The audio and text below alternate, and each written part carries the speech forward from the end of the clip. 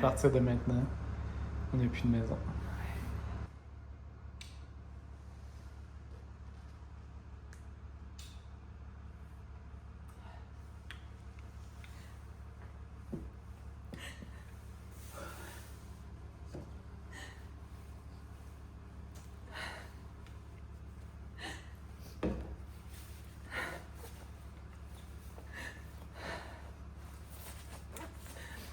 Chance que je suis heureuse. Une chance, ça ferait Quand j'ai vu ces images-là d'il y a 7 jours, je t'avoue, les émotions sont revenues. Ouh, ça m'a serré dans la gorge. Mais comment on se porte une fois qu'on a remis les clés au nouveau propriétaire? On va t'en parler dans cette vidéo aussi. Mais je te rassure tout de suite, il ne devrait pas y avoir trop de larmes parce qu'on veut te parler de ce qui s'en vient et répondre aux questions les plus fréquentes depuis qu'on a officiellement vendu la maison. C'est-à-dire, quelle est notre adresse au Québec pour être toujours légale? Est-ce qu'on a eu froid depuis qu'on est parti? Est-ce qu'on travaille? Est-ce qu'on est retraité? Et quel sera notre budget estimé pour la prochaine année? Et enfin, même le douanier nous a posé cette question-là. Utah? Why? L'Utah? Pourquoi? On t'en parle dans les prochaines minutes. Avant de te parler de nous, je voudrais que tu répondes à la question suivante. Où t'en es, toi, avec ta bucket list? Est-ce que tu nous regardes et est-ce que tu es sur cette chaîne-là parce que tu as déjà fait le grand move?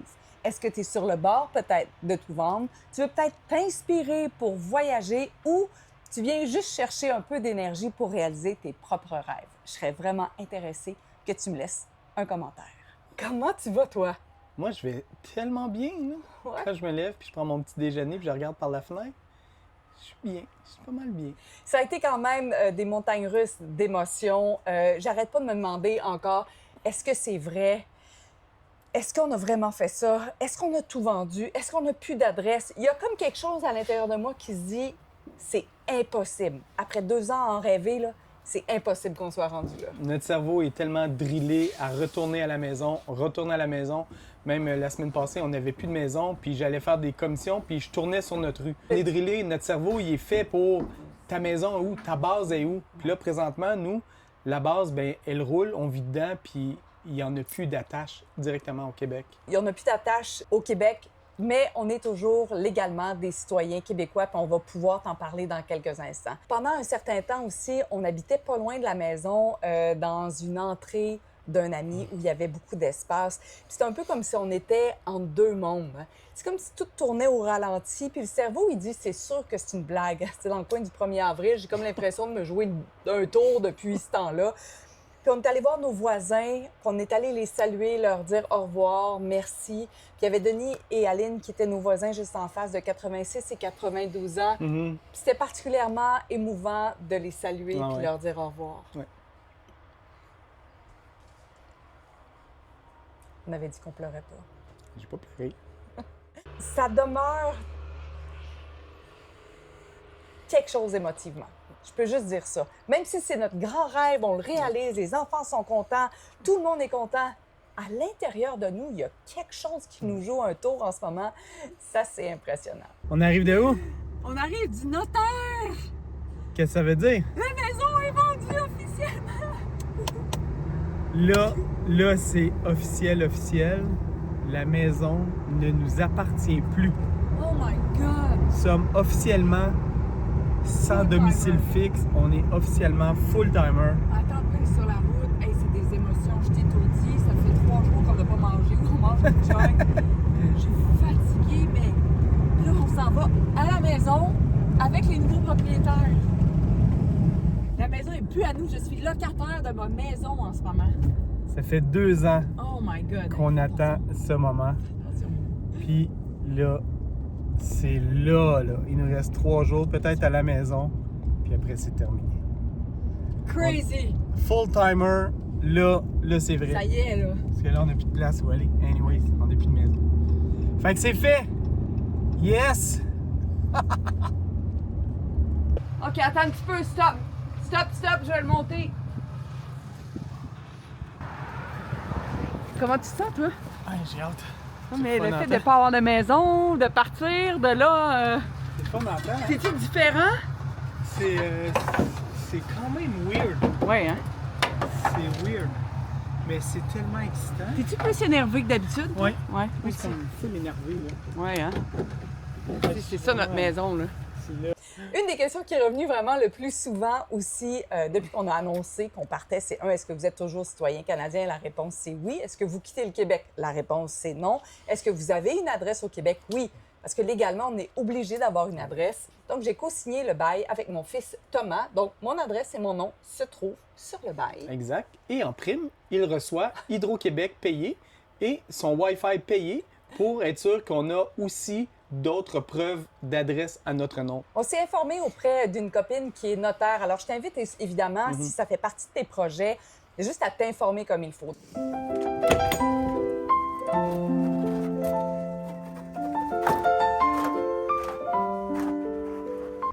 La première nuit a été à Trenton, en Ontario, où on s'est réveillé avec de la neige, de la neige, de la neige.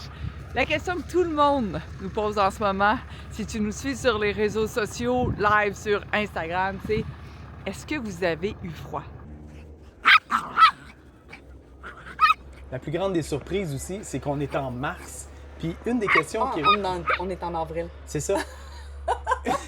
On n'a pas eu froid parce qu'on est quand même vraiment bien équipé au niveau du propane. Oui, ça a coûté vraiment plus cher de propane. Un mais, gros 20 piastres. 20 piastres. On n'avait pas budgété. On est en vide nos tanks, c'est ça qu'on voulait dire. Nos tanks. Fait que ouais. à Trenton, il a fallu aller remplir les 2 tanks de propane parce qu'effectivement, c'est ça, c'est notre source de chaleur. Mais non, on n'a pas eu froid. On était vraiment bien. Il faisait 22 dans la maison. Et puis, quand on se couchait, on baissait ça à 15-16 la nuit. Puis, on dormait super bien. Ici, copilote à pilote. Alpha, Bravo, Foxtrot. Prêt pour la manœuvre? Bien sûr, du 4. Comment on planifie notre voyage? Est-ce qu'on sait d'avance où on va dormir? Qu'est-ce Jamais. qu'on pense? Est-ce que vous êtes du type super planifié ou vous êtes du type qu'est-ce qu'on va faire aujourd'hui? Fred conduit. Lui, il s'occupe de nous conduire du point A au point B. Maintenant, qui détermine le point A et le point B? Elle est le point A et le point B. Je suis une excellente copilote, donc je vais souvent regarder quelle est notre heure de départ, comment ça se passe sur la route, puis je vise habituellement un stationnement ou un arrêt complet aux alentours de 16 heures. On s'est rendu jusqu'à 18 heures, mais 18 heures pour moi, c'est beaucoup trop tard. J'utilise et on utilise beaucoup l'application Harvest Host. Exact. Harvest Host, on en a parlé quelques fois, c'est un programme qui existe.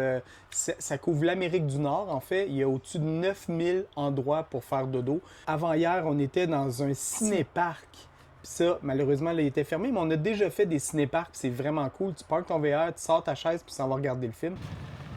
On a été aussi sur le bord d'un lac, dans une résidence privée. C'était absolument splendide. Et notre dernière Harvest Host, c'était une belle microbrasserie. Oui. Ça, on peut pas dire que c'était gratuit, Non, par exemple. ça, c'était pas gratuit.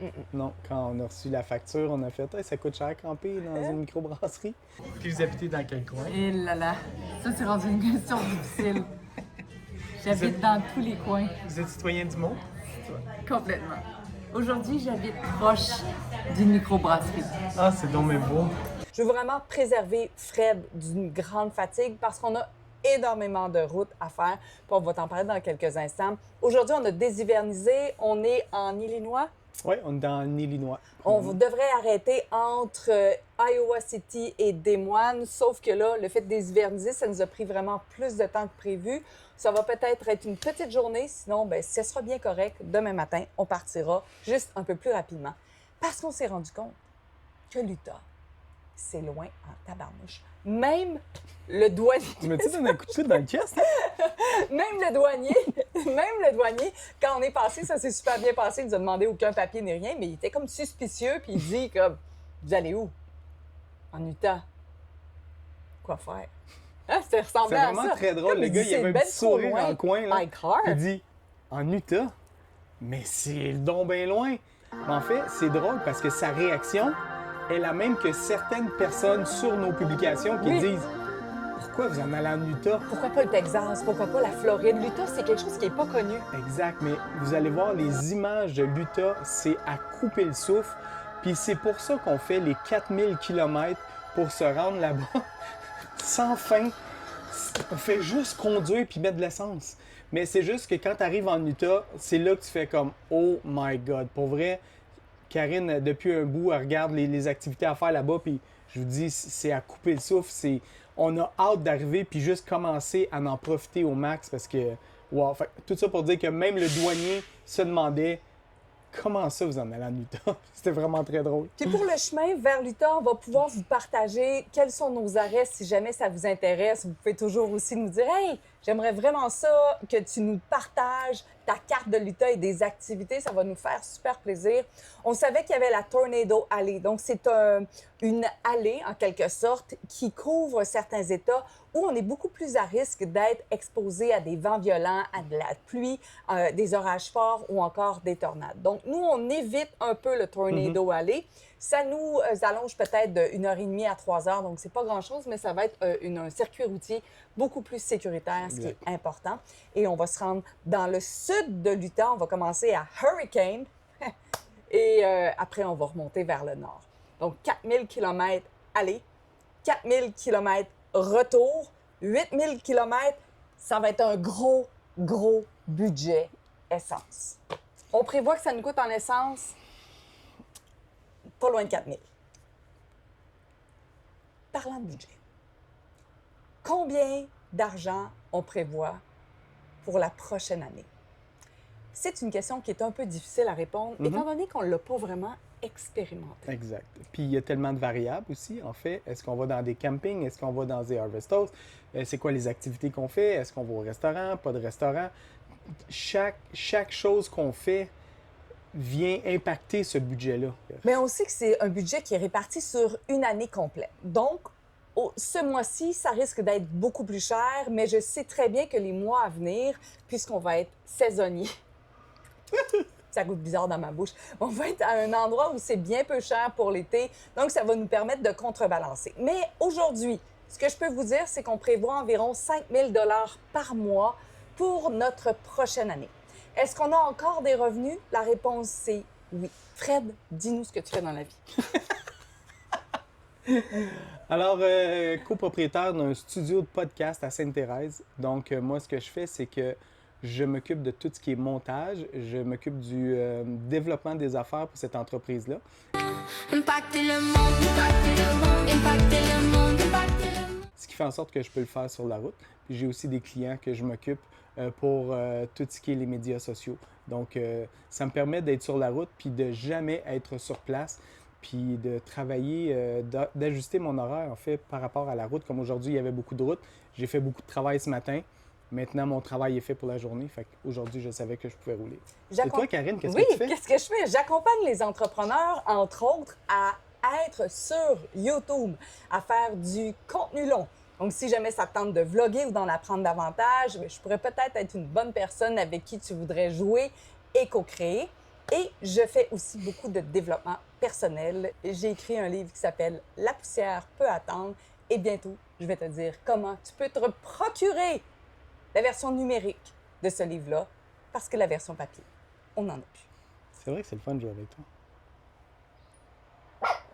Bien qu'on ait encore l'impression d'être entre deux mondes, celui du rationnel ou de l'irrationnel, on profite pleinement de cette route-là qui, oui, va nous demander des centaines et des centaines et des centaines de kilomètres, mais je suis pas mal certaine que lorsqu'on va être rendu en Utah, on va juste se dire « Oh my God, ça y est, c'est vrai ». C'est le genre d'affaires qui arrive que tu oublies les efforts que tu as faits avant de te rendre. Puis je sais quand on va arriver à l'Utah, puis on va voir le paysage, on va faire comme wow, puis on va complètement oublier tous ces kilomètres-là, Puis effectivement. on va apprécier pleinement ce grand move-là. Parce que oui, on a tout vendu pour ça. Wow! On a tout vendu pour ça. On est Karine et Fred, et depuis le 2 avril, on est à temps plein sur la route. On n'a plus de maison. Et on vit notre grand rêve.